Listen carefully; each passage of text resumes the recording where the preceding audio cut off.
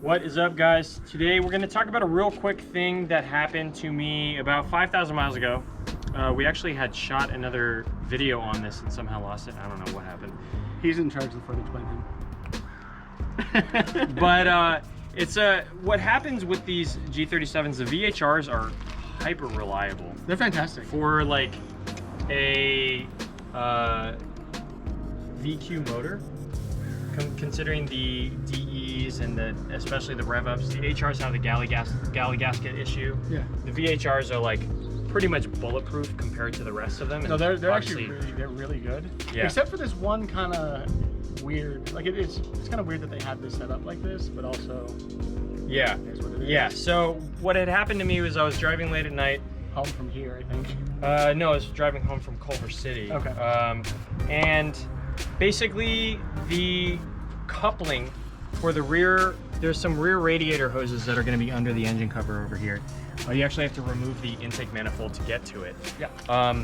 It doesn't have a bleeder valve, so it's literally just a plastic coupling. Which doesn't make any sense because you could just run a longer hose. Or if you needed to put a coupling, they sell metal couplings. Yeah, you could run a metal coupling, put a bleeder valve, something. But they just have this plastic coupling that over time at 140,000 miles and 10 years old, just cracked and burst and blew coolant all over the car and caused the car to massively overheat and go into limp mode 3 times because I was trying to limp it a couple blocks and I wasn't successful. Eventually towed it. And I think that was actually a really bad night for you too, because like it took a long time for the tow to get there. It took a really long time. It was like a 2.5 hour delay. Yeah. I was home at like 3:30 in the morning because it overheated at 1. And that sucks. Yeah, basically remove the intake manifold, flush the coolant, and the mechanic actually had thrown in a bleeder valve, which is great. So it's now been improved. But I want you guys to be aware of it because it is something that he said happens very commonly on these motors at this age with this mileage. This plastic coupling does get brittle and crack. And so if you have the time and you want to do some preventative stuff, I think it's a good if you've got the intake manifold off already and you are doing spark plugs or whatever you're doing under there, you're replacing the intake manifold, maybe take an extra 30 minutes to an hour to do a coolant flush and replace that coupling or put a bleeder valve there, because you're going to save yourself a lot of headache later if it bursts.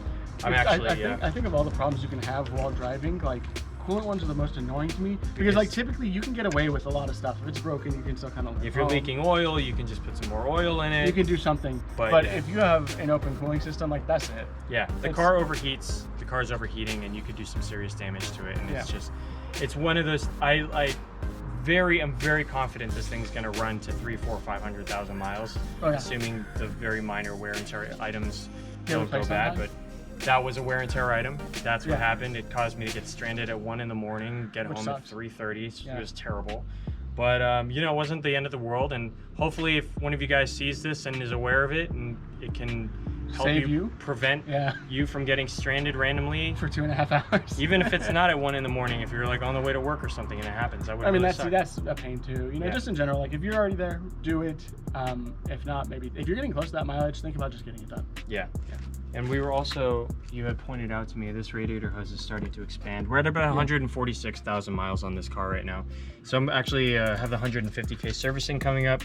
I'm gonna replace this front hose at the same time. Yeah. So I have to do another coolant flush, which is annoying. So maybe check your hoses also. Yeah, do that because if you're gonna do the coolant flush already, check your hoses. That hose is probably 25 bucks, but now I gotta flush the coolant again, so it's gonna cost me more. Yeah.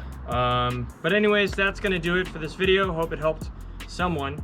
Let us know what you guys think in the comments. If it's happened to you, if you had no idea, if you're aware of it, just keep an eye on it. Something to think about. Yeah, you don't want to. No. Yeah. These are not things you want to deal with. No, not at all. But let us know what you think in the comments, and if you like the video, please make sure to like, subscribe, ring the notification bell, and we'll see you in the next one. And we appreciate you guys.